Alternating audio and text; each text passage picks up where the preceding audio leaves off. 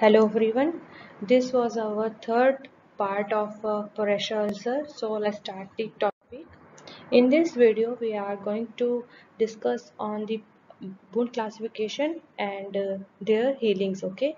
So wound are classified on the basis of status of skin integrity, cause of wound, severity, or extent of tissue injury or their damage, and cleanliness of wound and the descriptive qualities of bone tissue such as color. So we have here two classes of wound, that is acute wound and chronic wound. These are classified on the basis of cleanliness of wound. So acute wound is due to the trauma and surgical incision, and chronic wound is due to vascular compromisation and chronic inflammation. Okay. Now we see the type of wound healing. So these are influenced by the amount of tissue loss, how much tissue has been lost during the injury. They decide the healing of that wound. Okay, so first we have a primary healing, primary intention healing. In this healing, the tissue surface have been approximated, means they have a closed and minimal or no tissue loss. So in this healing, that you have find that the wound have proximal, means closed wound, and minimal tissue loss, and it is characterized by the formation of minimal granulation tissue and scarring. And when you are going to see the wound and you characterized and you define that this was a primary intention healing by the minimal granulation of tissue and scarring. You see you can see on the wound they have a minimal granulation and scar formation. Okay, and also this is known as a primary union. Okay, and the first intention healing. And example of this healing wound and which kind of wound are going to heal by primary intention are closed surgical incision, tissue adhesive, and liquid glues that used to seal the clean lacration or incision. Okay, so these are the type of the wound that are going to healed by the primary intention healing. Next is the secondary intention healing. In this, wound is extensive and involve considerable tissue loss, and in which the edges cannot be proximals, means in this wound uh, that involve minimal and involve a considerable tissue loss, having a limited and less number of tissue has been lost, and their edges are opened, means the wound is opened. Okay, and the example of this type of wound are pressure ulcer and several lacerations, and means several deep cuts and one are the one, and these pressure ulcer are healed by this secondary intention healing. In secondary intention healing, it is different than the primary intention healing by three ways. One is their repair time is longer than the primary intention healing. They have a scar formation is greater. The scarring for scar formation is greater than the primary, and susceptibility to infection is also greater than the primary intensive healing care, because in primary intensive healing care the wound is closed, and here the wound is opened, and they have a uh, much loss of the tissue as compared to the primary intensive healing wound. Okay, next is the tertiary intention healing. In this healing, the wound have left open for several days, like for 3 to 5 days, and in this wound have edema, infection, and to solve this condition, first we have to exudate the drainage and then close the wound by sutures and slabs and applying some adhesive skin coloration to heal this wound. So this is the way to heal this kind of the wound, and it is known as a tertiary intensive healing uh, healing phase, okay, healing criteria. As I, this is a tertiary healing, intensive healing, okay. And it is also delay the primary intention, because it is it have a infection, and first we have cure the infection of the wound, so the this so that the primary intention healing is delayed. Now we see the phases of wound healing. So they have uh, four phases for wound healing, and these phases are for full skin thickness loss. Okay, these phases are basically for the full thickness skin loss. From in this wound, they have epidermis lost, dermis, and subcutaneous fat has been lost, and bone and muscle has been uh, exposed to the outside. Okay, so these are the phases for that kind of the wound. So first phase is the homeostasis, second is the inflammatory phase, third is the proliferatory phase, last one is the maturation phase. Okay, so in homeostasis, what happened that during the injury, the the during the injury, that blood vessels get injured during the injury, that now constrict, and they and the platelets gets gathered at the site of the injury and stop the bleeding. Okay, so the blood vessel are constrict, and the platelets are gathered at the side of the injury and stop the bleeding. And after that, when this bleeding is stopped, there is a formation of clot on the injured area, and clot form a fibrin matrix. Okay, the form a fibrin matrix, and that provide a framework for repairing the tissue. So the fibrin is helpful for repairing the cells. Okay, so uh, this is the homeostasis phase. Okay, and next is the inflammatory phase. In this phase, the damaged tissue and the mast cell that are going to secrete histamine, and histamine now resulting to secrete, now resulting to vasodilate the vessels, that they now the vessels are get dilated, and they secrete and migrate the serum and white blood cell into the damaged tissue. Okay, so what happened in the inflammatory phase, the damaged cell and mast cell are now going to secrete the histamine, and histamine are as you know, they are going to dilate the blood vessels, they dilate the capillaries, and now capillaries are more efficiently, and then more amount, they now more going to say release the serum and white blood cell into the damaged tissue. Okay, here in this damaged tissue area have a more serums and white blood cell, and as a result, when the vessels are get dilated, that area get red edema and warmth and thrombing on this area. When when you touch, you feel the area is edema, have edema, warm and thrombing, and and appearing in red color. Okay, so that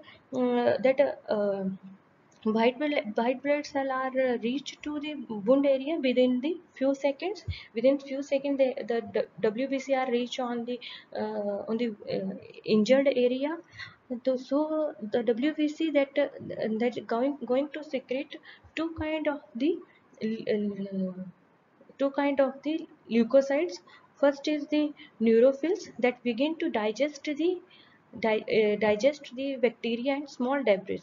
If there is any presence of bacteria and any kind of foreigner material and any kind of the foreigner substance, the neutrophils begins to digest these bacteria and small debris. Okay, and second leukocyte is the monocyte.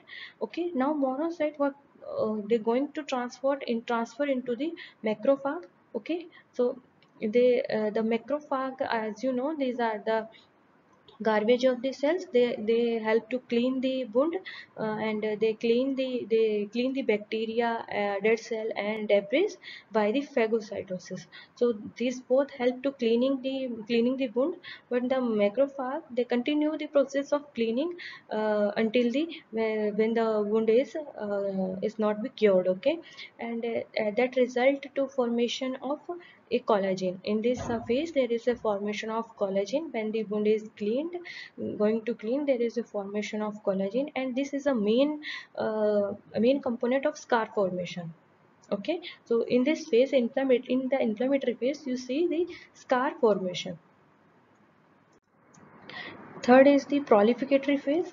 This phase is the longest phase, and then the inflammatory phase. It is started after the third day of the injury, and last for 24 days of the injury. Okay. And its main activity is that it now going to fill the wound with the granulation tissue. So the now the wound are filled with the new cells. Okay. Granulation, new red cells. Okay. New cells are going to fill the wound area, and in this phase also the wound is constrict. The wound is now reduce their size, and these all things are now are help to resurfacing the epithelium. Okay. So the granulation, when the wound is filled with granulation tissue and wound is constrict, they help to form resurfacing the epithelium. Okay. And in this phase, there is also formation of fibroblast also present, and they're now going to synthesis the collagen fiber, and collagen fibers help to formation of granulation. Okay. So these collagen help to formation of granulation, and collagen with the epithelium, they help to support the reepithelization. Okay. So reepithelization is combination of collagen and epithelization. So epithelization is done by the granulation tissue and constriction of the wound, and collagen is formed by the fibroblast. So these two are combined and going to form the epithelization. Okay. During this period, the wound is constrict and reduce in their size to better healing the wound. Okay. So here you see in the diagram, this now the wound size is constricted, and here the fibroblasts are prolificated, and fibroblasts are help to form the epithelium, and epithelium help to form the fibroblasts are form the collagen fiber, and collagen fiber help to form the epithelium. Okay. So this is all about the prolificatory phase. In this phase, remember, there is a filling of wound with granulation tissue, and wound size is reduced.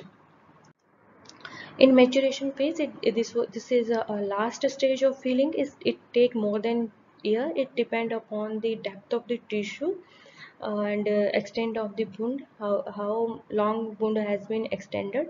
Okay. And in this phase, collagen scar continue to reorganize and gain strength for several months. Okay. Until the